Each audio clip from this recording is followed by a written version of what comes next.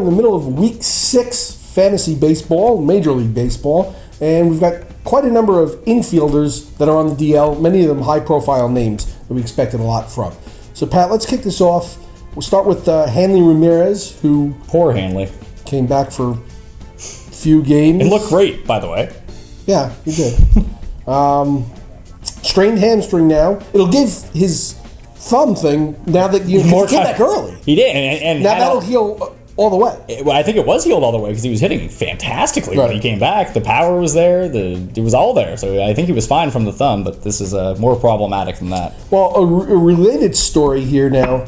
The second baseman now has gone on the DL. Mark Ellis. Yeah. So now, do you think D. Gordon has a chance to stick around? Because people threw a lot of money at him trying to pick him up as a free agent. Now they brought him up to fill in Ramirez's spot. So when Ramirez comes back, obviously Ramirez is going to get his spot back.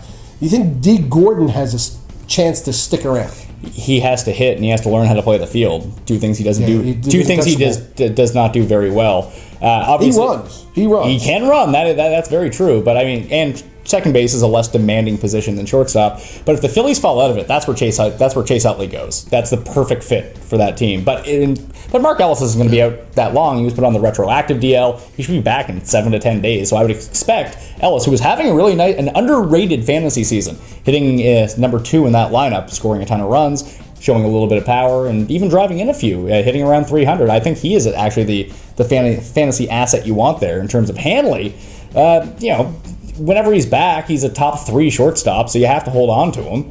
But just hopefully he stops getting hurt so much. There's nothing you can really do about it. He's not going to run like he did when he first came. It doesn't matter, just in terms of how he hits. For fantasy, it matters. It does, but he could steal 0 bases and he'd still be a top 3 shortstop. The stolen bases are just. It's not like he was stealing 40 bases like he did 5 years ago. Right. If you got 20 of them, you were going to be kind of shocked. I agree with you with Utley, by the way. That's a perfect fit. Yeah, it is. Perfect. And they got the money. They'll pay the rest of the contract. That's fine. They just have no one to give up for him. Yep. Maybe they can just pay the rest of the contract, and that'll be fine. Jose Reyes, sprained ankle. Now, I don't like it when you're paying a guy for his legs and he hurts his leg. You're not just paying him for his legs. He is an excellent hitter. It's not like he's some scrub who hits 250 and steals 50 bases. He wouldn't be anywhere near where he was ranked if he didn't steal a ton of bases. No, not in terms of fantasy, but I mean in terms of just paying in general. This is the fantasy show. He is a quality hitter. He's still going to provide a good average. He's going to score a ton of runs. And, I mean, depending on where he hits in the lineup, I mean, obviously you trade off the runs with the RBIs if he hits first or second or wherever Ted Williams hit both games of a doubleheader to make sure he was over 400. He got in the batting title. He got high enough, and he pulled himself out of the game. Yeah, well, that's baseball. Oh, all right. You're not blaming that on him. No, I'm going to blame that just on the poor situation in So you think so? He'll be back July, I think. That's going to take a while. That looked bad. He pulled the shirt over his head and everything. Yeah. You're just going to plug him right back in, and you think once they deem him healthy, that means he's running healthy. Yes, because I don't think you can play unless he's DHing. Right. If he's do that, it's American League. They can do that, but I doubt that they're going to waste Jose Reyes. I mean, like you said, his legs are a part of his game, and his defense, while not where it once was, he's still I wouldn't even say average, slightly below average defender, which is still pretty good at shortstop since no one can really play the position at all. But if he's back and he's playing shortstop, you can't play shortstop with a bum ankle. I'd be more concerned about him in the field than I would have with Reyes on the base paths. He's going to steal because that's a part of his game, and that's what the Blue Jays got him to do. But if he can't run on the base paths, that means he can't play shortstop. So once he's back and he's in the field, I have no problems plugging him in immediately and expecting the same Jose Reyes that we saw for the first 3 months or the first 3 weeks of the season, where he was awesome. Yep. Okay, Diamondbacks Aaron Hill.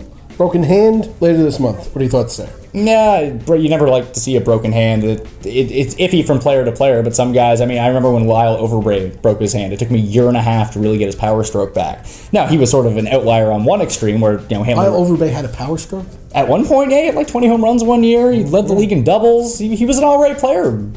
I mean, this was like 6 years ago. But either way, it took him a whole year and a half to get back a power stroke. And with Aaron Hill, it's hard to say. And Aaron Hill's a streaky, inconsistent player anyway. He's not someone that I personally like all that much. I mean, obviously for second base, thin position.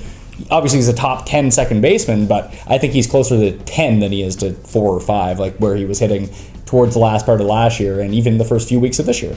Yeah, he doesn't do much for me. He gets hot, he gets cold. Yeah. So all right. Corey Hart, Brewers now, he's playing outfield, qualifies for first base. He sings sunglasses at night, right? He never surrenders. Right, same guy. Torn meniscus in the knee. I had that once. Really? Hurt. How'd you do that? Just did it. And wasn't good. So, around the end of this month, what do you think? He was one of my favorite stashes at draft day. He was someone that, and where even with Granderson, even though he was hurt, he was still going in the 8th round, 10th round. He was still going for $10, $12 in auctions and stuff like that, just because he's Curtis Granderson, he's a big name, and he's an elite fantasy producer when he's at his best. So was Corey Hart.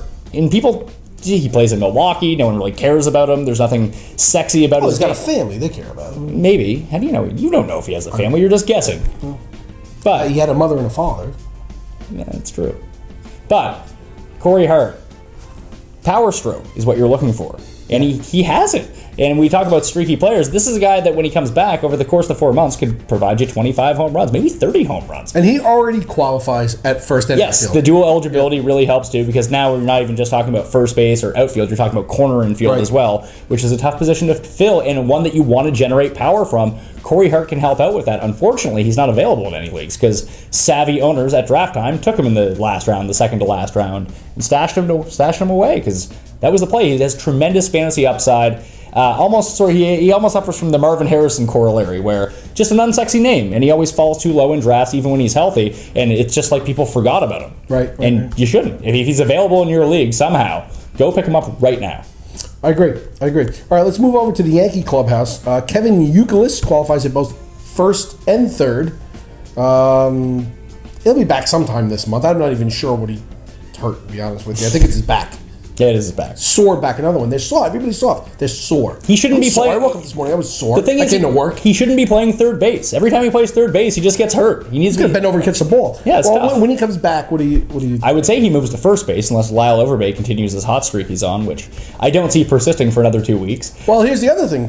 Teixeira is supposedly going to be back the end of this month. I predicted before the season started that we wouldn't see Mark Teixeira this year.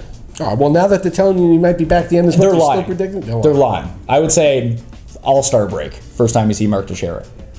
It's the same injury Jose Bautista had last year. He came back for 2 games and then was out for another 3 months. Either let it heal or tell us the truth. Because if he comes... It's a torn sheath. Tendon sheath. In his wrist. So, that's going to zap all your power. But can he maybe hit from, I don't know which one it is, the one side and not the other? He's a switch hitter. It doesn't matter what... You still need both wrists. You're not going to hit. You're not Ken Griffey Jr. Maybe it hurts him more from one side than the other. Maybe I would just think that the only reason I have a sheath. The only reason you have Mark Teixeira is for power, and this injury kills your power. So what's he going to do? How valuable is Mark Teixeira if he only hits 10 home runs? He's not, because he hits like 230. I think maybe like Ramirez, you said they're not going to put him in there unless he can run. They're not going to put him in there unless he can hit the ball. I think they're just so desperate that they would bring him back anyway. And if they bring him back too early, he's going to get hurt again, and he's going to miss the rest of the season. I don't know that they're desperate. They're doing pretty well. Overbay's holding down the fort. He is. Do you really trust? Do you really trust? I mean, well, he catches the ball. That's good. They need somebody. That's important. Well, I mean, especially when Nunez is over at shortstop.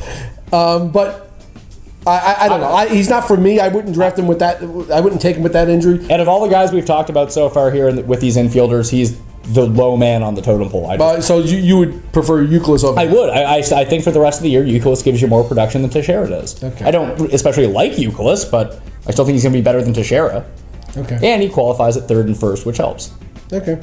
And then the other guy in the Yankees clubhouse who shall remain nameless, the guy who plays shortstop. What do you think about him, the Yankee captain? It's a thin position, so he's worth the stash. It's not like shortstops across the league are lighting it up. And again, same thing like Hanley. If he comes back, you think he'll be able to do whatever he's supposed to do? Whatever he's supposed to do once he comes back, yeah. I think there's a reason he's been out for so long. But by the time he comes back, he'll have missed, 9 months?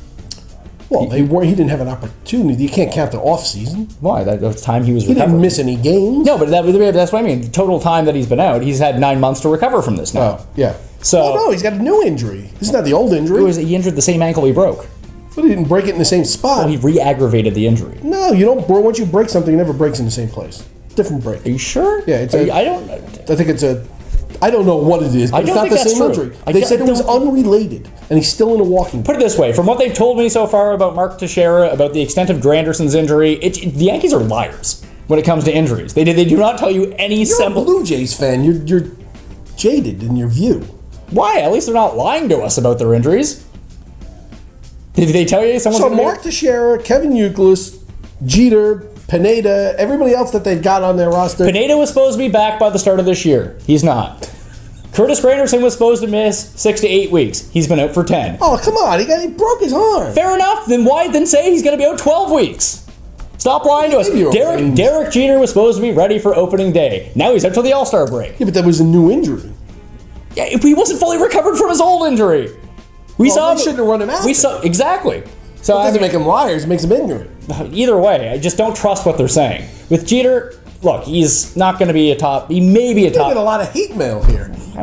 I get enough hate mail as it is already.